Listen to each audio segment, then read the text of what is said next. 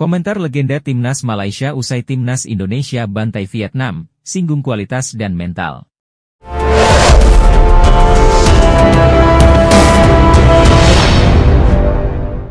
Legenda Timnas Malaysia, Shafie Sali mengapresiasi para pemain Indonesia yang berhasil membantai Vietnam dalam laga lanjutan Grup F kualifikasi Piala Dunia 2026 zona Asia.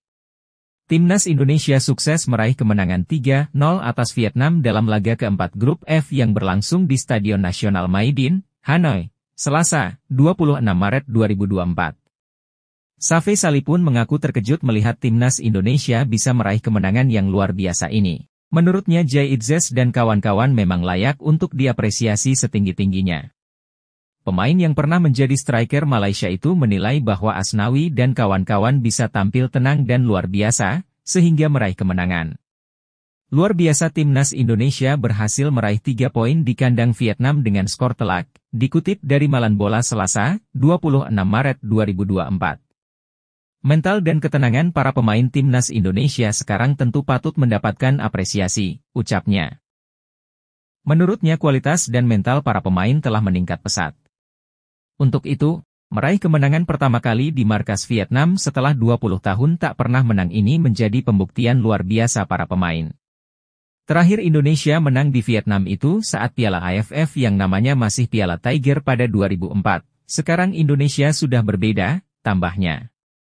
Ini menjadi bukti perubahan baik dari sisi kualitas dan mental bertanding yang mengalami peningkatan signifikan. Selamat untuk Indonesia, jelasnya.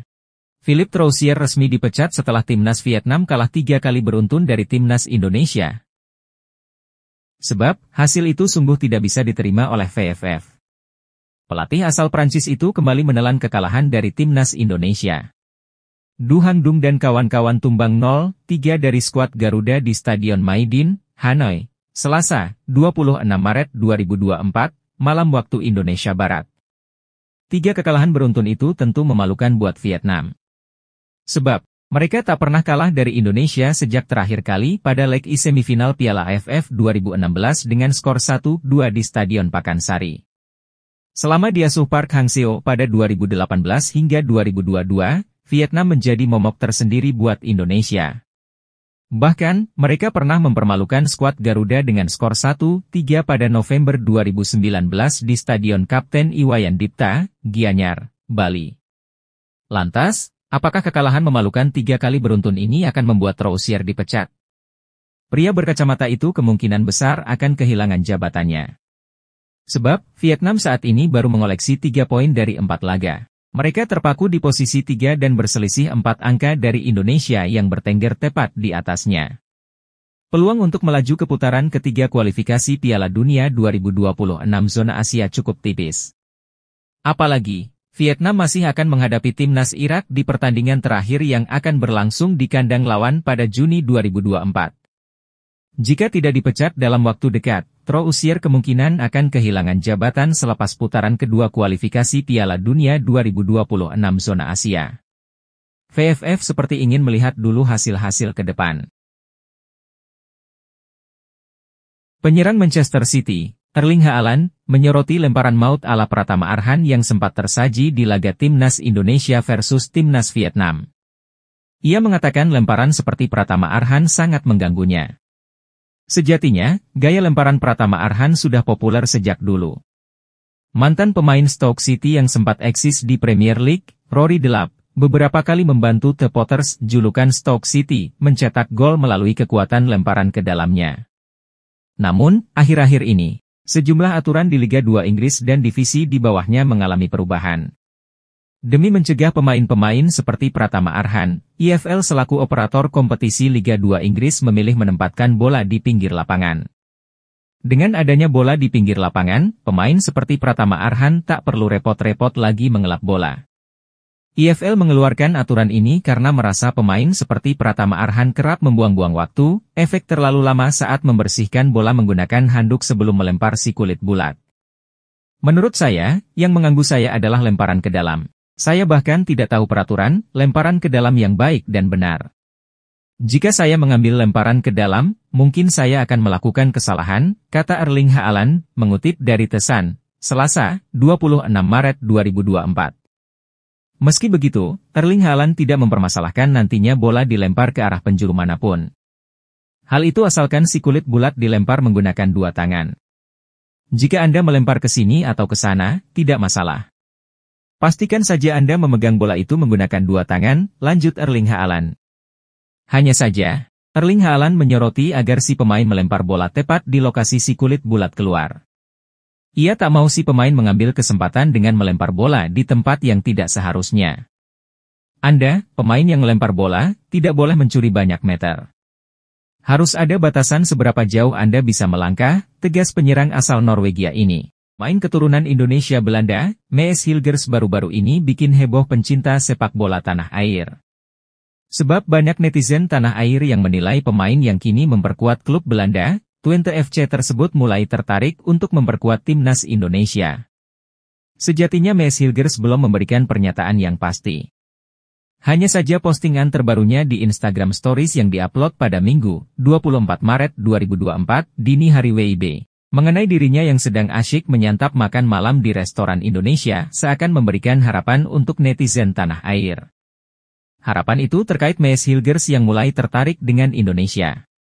Jika itu terjadi, maka ada harapan pesepak bola berusia 22 tahun itu bisa saja memperkuat timnas Indonesia di masa depan. Toh sampai saat ini Mees Hilgers belum pernah dipanggil oleh tim senior Belanda. Hilgers tercatat baru sekali dimainkan di timnas Belanda U21, sehingga harapan bek andalan Twente itu masih untuk pindah haluan membela timnas Indonesia masih ada.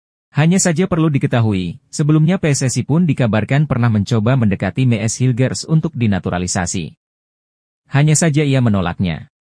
Alasannya sederhana, Mees Hilgers masih memiliki harapan untuk membela timnas Belanda.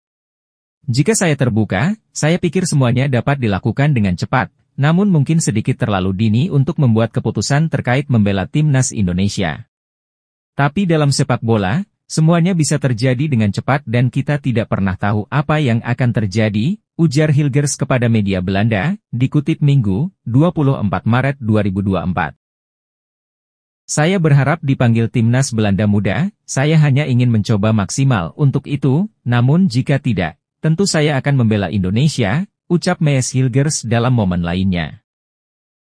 Karena sempat menolak membela timnas Indonesia, tetapi kini tiba-tiba mengupload foto sedang menyantap makanan tanah air jelas seperti memberikan harapan untuk netizen. Lantas apakah Mees Hilgers tertarik menyusul pemain keturunan Belanda lainnya seperti Jay Itzes, Nathan Coeaon, dan Tom Haye yang sudah dinaturalisasi? Penyerang klub Belanda FC Twente, Samuel Daniel Rots kembali kirim kode ingin dinaturalisasi timnas Indonesia. Sinyal minat dinaturalisasi skuad Garuda itu, disampaikan, pemain 22 tahun tersebut melalui unggahan Instagram story pribadinya. Samuel Daniel Rots dikaitkan dalam unggahan salah satu basis supporter timnas Indonesia, unggahan tersebut berupa tawaran jadi pemain timnas Indonesia. Do you want to be naturalized and play for the Indonesian national team? Tulis akun tersebut. Daniel Rots kemudian mengunggah ulang unggahan tersebut di Instagram story pribadinya. Unggahan ulang itu jadi sinyal bagi PSSI dan timnas Indonesia bahwa sang pemain ingin dinaturalisasi. Sebelumnya sejumlah pemain keturunan melakukan hal yang sama, salah satu contoh, Michel van Rooijen yang saat ini jadi pemain di klub Spanyol Ciudad Real juga pernah melakukan unggahan serupa. Samuel Daniel Rots merupakan kelahiran Groenlo, Belanda. Daniel Rots dilaporkan memiliki darah Indonesia karena salah satu keluarganya berasal dari Palembang. Situs Transfermarkt mencatat, Daniel Rots termasuk sebagai pemain serba bisa. Daniel Rots sering dimainkan sebagai sayap kanan, namun juga kerap ditempatkan sebagai gelandang tengah dan penyerang.